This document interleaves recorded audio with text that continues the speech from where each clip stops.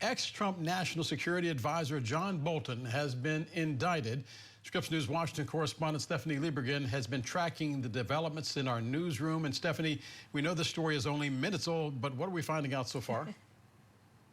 Well, we do now have the indictment document. It is a 26-page indictment that spells out 18 counts that Bolton was indicted on. Now, about half of those counts, the first 8 of them, are transmission of national defense information. The second set of counts, there are 10 counts of retention of national defense information. So on those transmission counts, this document is alleging that on 8 separate occasions that Bolton sent classified information in unapproved or over a personal email, sent it between the time of September 2018 through September 2019. So that is while he was serving in President Trump's first administration as one of his national security advisors. The second set of counts, the retention of national defense information, those 10 counts are linked from Bolton allegedly having the classified documents at his home in Maryland, and the time frame of that going from April 2018 all the way up until August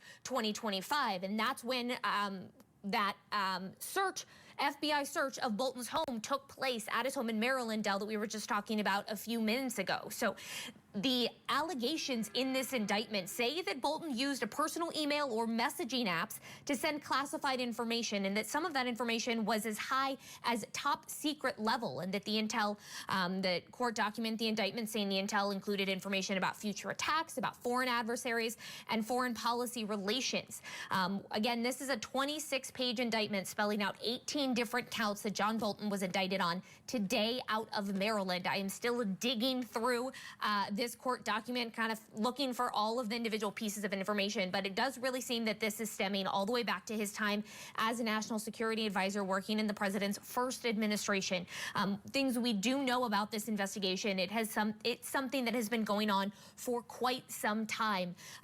This investigation and this indictment of John Bolton is arguably different than the recent indictments we've seen that came out of the Eastern District of Virginia, indicting the former FBI director James Comey and indicting the Attorney General of New York, Letitia James. Those 2 indictments are seen as far more controversial, far more questionable by some experts in the Department of Justice and some former Department of Justice employees, saying that those could be viewed as political retribution, that those are viewed as retaliation potentially by the president and by the president's Department of Justice.